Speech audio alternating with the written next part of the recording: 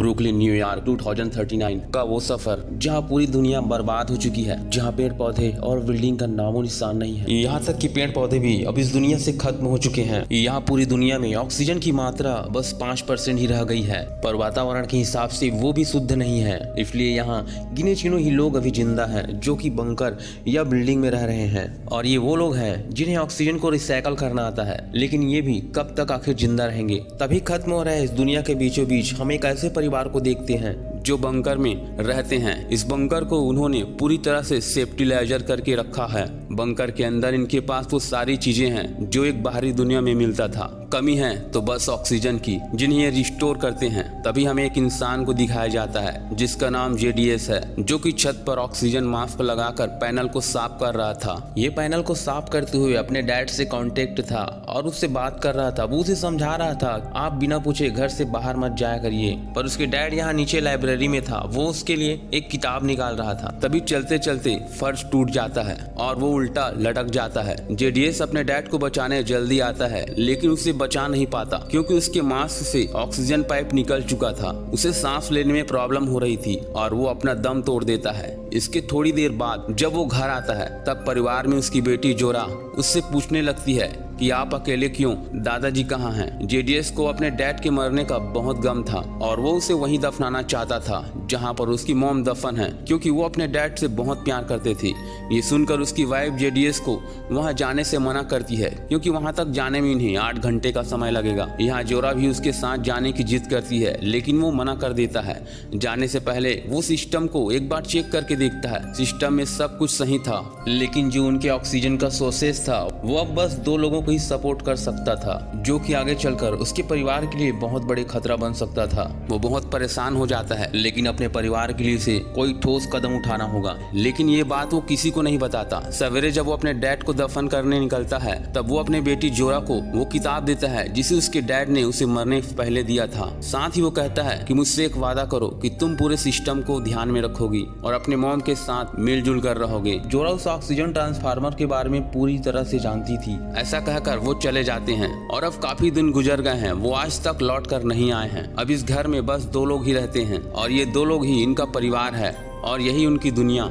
जोरा हर रोज रेडियो से अपने डैड को बात किया करती थी, वो भी खुद से ही। ये सब करके उसे लगता था कि वो अपने डैड से बात कर रही है। कभी कभी सिस्टम खराब होने पर वो खुद ही उसे बना लेती थी, क्योंकि उसके डैड ये काम उसे पहले से सिखा चुके थे। ये अपने घर पर छोटे प्लेनेट भी उगा रखे थे और इसी वजह से वो ऑक्सीजन को एक्सप्लोर कर पाते थे। इतना ही नहीं, जोरा की मॉम हर रोज बाहर पौधे उगाने की कोशिश करती थी ताकि बाहरी दुनिया को धीरे धीरे रहने लायक बनाया जा सके। अब इसी तरह से इनका दिन गुजरने लगा। तभी एक दिन जब पेड़ लगाने जोरा और उसकी मॉम बाहर आते हैं तब वो 2 घुसपैठियों को देखते हुए काफी डर जाते हैं। उनके हाथ में बंदूकें थी।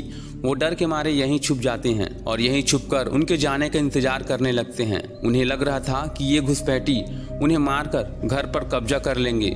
जब वो दूसरे बिल्डिंग को चेक करने जा रहे होते हैं तब जोरा के ऑक्सीजन सिलेंडर से आवाज आती है, जिसे वो लड़की सुन लेती है और वो उस गाड़ी की ओर जाने लगती है। ऊपर में खड़ा आदमी उसे बताने की कोशिश करता है, लेकिन उससे पहले वो उस पर हमला कर देती हैं और ये मौके का फायदा उठाते हुए अपने घर के अंदर चले जाते हैं। वो उन्हें रोकने की कोशिश करती है, लेकिन वो जा चुके थे। यहाँ नीचे कैमरे के पास खड़ा होके वो उनसे माफी मांगते हैं। जोरा की मॉम उससे पूछती है आखिर तुम कौन हो? वो बताती है कि मेरा नाम टेसन है और ये मेरा दोस्त लुकस है। और वो बताने लगती है कि हम 25 लोगों के साथ एक शेल्टर में रह करते हैं जो यहाँ से लगभग 160 किलोमीटर की दूरी पर साउथ किल्पिया में है। वो कहती है हमारा एयर कंडीशन सिस्टम फेल हो रहा है और हम उसे ठीक नहीं कर पा रहे हैं। हम रिसोर्स से जी रहे हैं और वो भी बस 1 हफ्ते के लिए बचा है। वो कहती है यहाँ तक पहुँचने के लिए हमें 3 दिन लग गए। काफी दिक्कतों का सामना करते हुए हम आज यहाँ तक पहुँचे हैं। प्लीज हमारी मदद करो। डेस कहती है कि वो पहले भी इस प्रोजेक्ट में उसके हस्बैंड JDS के साथ काम कर चुकी है। तब वो उसे यकीन दिलाने के लिए उसका नाम माया बताती है और उसकी बेटी का नाम जोरा, जो कि एकदम सही था। अब ये सुनकर उन्हें भी इन पर थोड़ा सा भरोसा होने लगा था। वो उससे मदद मांगते हुए वादा करते हैं कि वो एक बार रिसोर्स सिस्टम को देखकर वापस यहाँ से चले जाएंगी, क्योंकि यहाँ से वापस जाने के लिए उनके पास ऑक्सीजन भी नहीं है। वो रास्ते पर ही मारे जाएंगे। इस बात को लेकर वो जोरा से बात करती है, क्योंकि ये कौन है, कैसे लोग हैं, इनके बारे में उसे भी कोई आइडिया नहीं है। ऐसा भी हो सकता है कि वो उन्हें अंदर आकर मार दे, लेकिन जोरा के कहने पर वो उन्हें एक मौका देती है और नीचे आती है। नीचे वो दोनों घुटनों के बल बैठे होते हैं। वो दूर से ही डेस को लुकस का हाथ बांधने को कहती है ताकि वो कोई होशियारी ना कर सके। इसके बाद वो खुद डेस का हाथ बांधकर लुकस को यही छोड़कर डेस को अपने साथ लेकर जा रही होती है कि इतने में उसका एक और साथी उन पर हमला कर देते हैं। लेकिन यहाँ सही टाइम पर जोरा आ जाती है और उसे शूट करती है। वो गोली उसके कंधे पर लगती है, लेकिन वो भागते हुए उनके साथ अंदर आ जाता है और अब उनके पास कोई चारा नहीं होता, इसलिए वो उसे भी ऊपर ले जाते हैं और ऊपर ले जाकर उसे रस्सी से बांध देते हैं। अब वो आदमी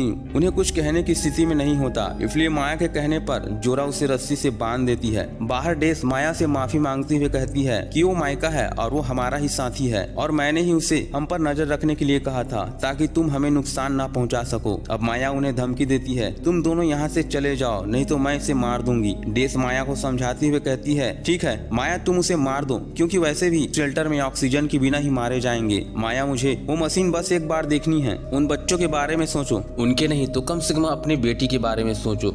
लेकिन माया इस घटना के बाद उनकी किसी भी बात पर यकीन नहीं करना चाहती थी और उन्हें वापस जाने को कहती है। अब बाहर ये दोनों अपनी रस्सी खोलते हैं और दरवाजों को तोड़ने के लिए ड्रिल मशीन खोजने लग जाते हैं। वहीं ऊपर माइका को गहरी चोट आई थी, जिसे माया मरहम पट्टी करके उसे चुपचाप रहने को कहती है और जोरा को उससे बात करने से मना करती है। लेकिन जोरा को उन्हें देखकर अच्छा लग रहा था, क्योंकि बहुत सालों बाद वो अपने जैसे इंसान को देखकर बहुत खुश थी। यहाँ माया और जोरा उन्हें दोबारा मौका देने के बारे में बात कर रही थी। तभी यहाँ डेंजर जोन बजने लगता है। दरअसल ये दोनों ड्रिल मशीन से उस दरवाजे को खोलने की कोशिश कर रहे थे, जिसे देखकर माया का दिमाग खराब हो जाता है। यह माइका उन्हें बार बार कह रहा था उन्हें अंदर आने दो, लेकिन वो उन्हें किसी भी हाल में अंदर आने नहीं देना चाहते थे। तब जोरा अपने दिमाग का इस्तेमाल करती है और एक डिवाइस को लेकर उस दरवाजे पर चिपका देती है, जिससे वो मशीन झटके के साथ खराब हो जाती है। अब इनका ये प्लान भी काम नहीं करता, इसलिए डेव लुकस को वहीं रहकर नजर रखने को कहती है और खुद छत के ऊपर चढ़कर कार्बन डाइऑक्साइड का पाइप खोल देती है, जिससे अंदर ऑक्सीजन लेवल कम होने लगता है। अब माया को उसे ठीक करने के लिए बाहर आना होगा, नहीं तो ये तीनों यही मारे जाएंगे। खैर यहाँ माया और जोरा जल्दी से ऑक्सीजन मास्क पहन लेते हैं और अब माया उनके ध्यान भटकाने के लिए दूसरा नंबर का गेट खोलती है, जिसे देखकर लुकस उसकी ओर जाने लगता है। उसे लगता है कि अंदर कोई है और इसलिए वो डेस को यही नीचे बुलवा लेता है, लेकिन अंदर कोई नहीं होता। डेस इस बात के लिए लुकस को बहुत डांटती है। वहीं दूसरी ओर यहाँ माइका ठीक से सांस नहीं ले पा रहा था। उसकी हालत देखकर जोरा को अच्छा नहीं लग रहा था, इसलिए वो कुछ समय के लिए माइका को ऑक्सीजन देती है और उससे पूछने लगती है कि क्या तुमने मेरे डैड को मारा है। माइका कहती है, हमने तुम्हारे डैड को नहीं मारा, हम एक अच्छे इंसान हैं, प्लीज डेस को अंदर आने दो, वो एक बार इस सिस्टम को देख लेगी, फिर हम चले जाएंगे। इसके बाद यहाँ ऑक्सीजन सप्लाई ठीक हो जाता है और माइका नॉर्मल हो जाता है, लेकिन उसे गोली लगी थी। फिर भी वो रस्सी काटने का प्रयास करता है। इसके बाद हम माया को देखते हैं जो इन पर फायरिंग करना शुरू कर देती है। फायरिंग से बचने के लिए ये दोनों छुप जाते हैं। तब डेस लुकस से कहती है, मैं इसे यहीं बुझाए रखती हूँ, तुम पीछे जाकर उसे पकड़ लेना, याद रखना ये हमारे लिए एक आखिरी मौका है। और अब डेस उस पर फायरिंग करने लग जाती है। इस बीच लुकस उसे जाकर पकड़ लेता है। इस घटना के दौरान माया के पैर पर गोली लग चुकी थी। अब अंदर जाने के लिए वो माया को दरवाजे के पास लाते हैं। इधर माइका अपनी रस्सी खोलता है और जोरा को पकड़कर उसे रस्सी से बांध देता है, लेकिन माइका की हालत इतनी ज्यादा खराब होती है कि वो चल भी नहीं पा रहा था और वो यही गिरकर मर जाता है। अब यहाँ बहुत बड़ी प्रॉब्लम हो चुकी थी, क्योंकि माइका मर चुका था और जोरा के हाथ बंधे हुए थे,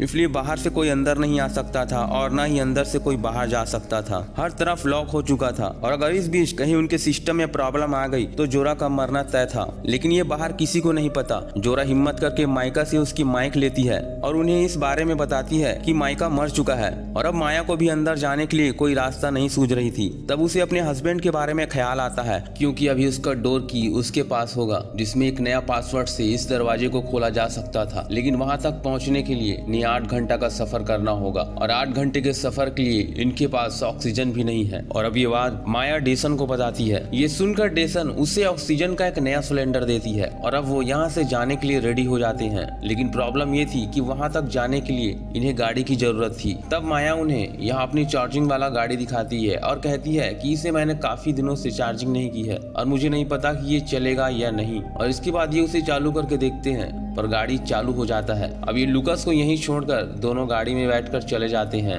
रास्ते में चलते हुए माया डेजन को सारी बात बताती है। वो कहती है मेरे हस्बैंड के मरने की वजह ऑक्सीजन ट्रांसफार्मर था और ये ट्रांसफार्मर बस 2 लोगों को ही सपोर्ट कर सकता था और इस बात को हमें बताना नहीं चाहते थे। उसने हम दोनों के लिए अपना बलिदान दे दिया। अब ये दोनों यहाँ आ जाते हैं और यहाँ उसके हस्बैंड का बैग उसे मिल जाता है। डेज खुश होकर गाड़ी में बैठती है लेकिन वो गाड़ी बंद हो जाती है क्योंकि उसका चार्ज खत्म हो चुका था। अब ये पैदल जाने की सोचते हैं लेकिन इससे उनका ऑक्सीजन खत्म हो सकता है। तब ये दोनों एक दूसरे पर गन पॉइंट कर देते हैं लेकिन डेज उसे समझाते हुए कहती है देखो वो डोर की मुझे दे दो, मैं तुमसे वादा करती हूँ मैं तुम्हें लेने यहाँ वापस जरूर आऊंगी। माया उससे वो डोर की दे देती है और उसका पासवर्ड 8067 बताती है और कहती है कि वो जोया का ख्याल रखे। अब डेज उस कार्ड को लेकर यहाँ पहुँच जाती है। अंदर आने पर जोरा अपने मॉम के बारे में पूछने लगती है। वो कहती है तुमने मेरे मॉम को मार दिया। डेज उसे समझाती हुए कहती है मैंने तुम्हारे मॉम को नहीं मारा, बस उसके पैर में गोली लगी है और वो बिल्कुल सही है और मैंने उससे वादा भी किया है कि मैं उसे लेने जरूर आऊंगी। लेकिन उससे पहले मैं तुम्हें एक बात बताना चाहती हूँ कि तुम्हारे डैड मर चुके हैं क्योंकि उन्हें पता था कि ये सब फ्लाइट ज्यादा दिनों तक नहीं चलने वाली और इस वजह से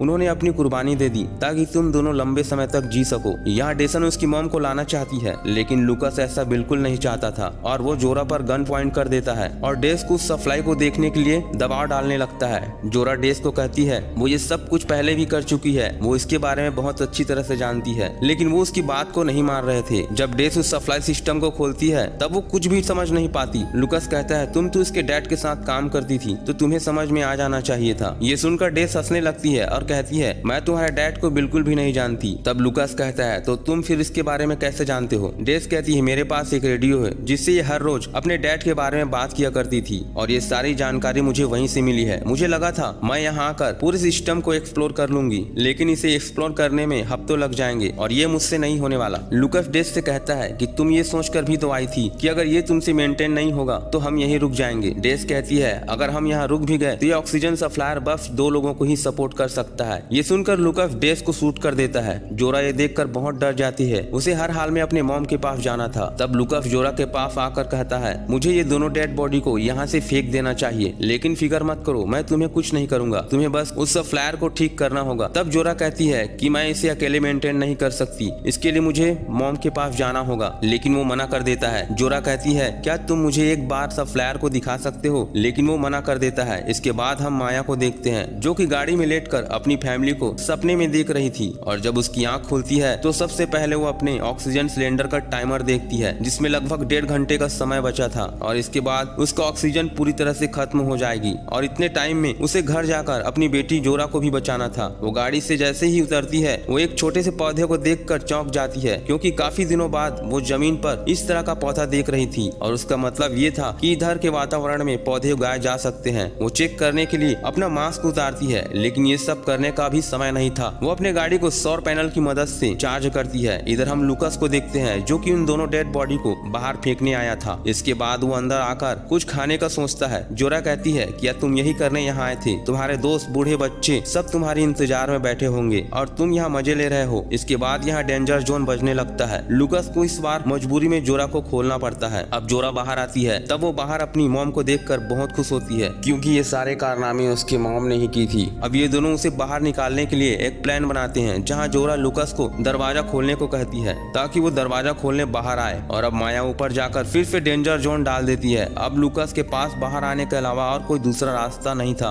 वो बाहर आता है और अब माया के पास उसे मारने के लिए यही सबसे अच्छा मौका है लेकिन वो ऐसा नहीं कर पाती। वो लुकस का ऑक्सीजन सिलेंडर और डोर की लेकर भागते हैं लेकिन लुकस भी उनके पीछे अंदर आ जाता है और उन पर बंदूक तान देता है। यहाँ पूरे कमरे में ऑक्सीजन का लेवल बढ़ने लगता है और बढ़ते हुए ऑक्सीजन के लेवल इतना बढ़ जाता है कि यहाँ हल्की चिंगारी भी एक बड़ा ब्लास्ट कर सकती है। अब माया जोरा को लेकर धीरे धीरे पीछे हटने लगती है। तभी लुकस गोली चला देता है जिससे जोरदार ब्लास्ट होता है। खैर ये दोनों बाहर सुरक्षित आ जाते हैं लेकिन इनके सिलेंडर में भी ऑक्सीजन की मात्रा बहुत कम है। ये वापस उस घर में भी नहीं रह सकते क्योंकि ब्लास्ट की वजह से सब कुछ बर्बाद हो गया है और इसलिए वो उनके बताए हुए जगह साउथ इक्लिपिया जो कि यहाँ से 160 किलोमीटर है उस रास्ते पर निकल जाते हैं ताकि यहाँ पहुंचकर वो रह सके और उनके सिस्टम ठीक करके वो और भी बाकी लोगों की जान बचा सके। लेकिन इनका ऑक्सीजन लेवल इतना कम हो जाता है कि ये बेहोश हो जाते हैं। जब माया की आंख खुलती है तब वो देखती है यहाँ बहुत सारे लोग हैं जो बिना मास्क के चल रहे हैं। ये देखकर माया को बहुत खुशी होती है लेकिन वो जोरा को खोज रही थी पर जोरा अपने डैड के सिखाए हुए टेक्निक से जनरेटर ठीक कर देती है है, जिससे सारे लोग बहुत खुश हो जाते हैं। अब ये जगह बिल्कुल रहने लायक हो चुका है। यहाँ ऑक्सीजन भी सभी लोगों के लिए सही तरीका से मेंटेन कर रहा था और अब माया सबके साथ यहाँ पौधे भी लगाना शुरू कर देती है और समय के साथ यहाँ वो पौधे भी जग जाते हैं। और इसका मतलब था कि यहाँ के वातावरण में नमी के साथ ऑक्सीजन की मात्रा भी बढ़ रही थी। अब यहाँ से इनकी नई जिंदगी की शुरुआत भी होती है और इसी के साथ इस मूवी का द एंड हो जाता है। तो दोस्तों, मेरे वीडियो को लाइक और सब्सक्राइब जरूर करें। मैं मिलता हूँ आपको अगले वीडियो में।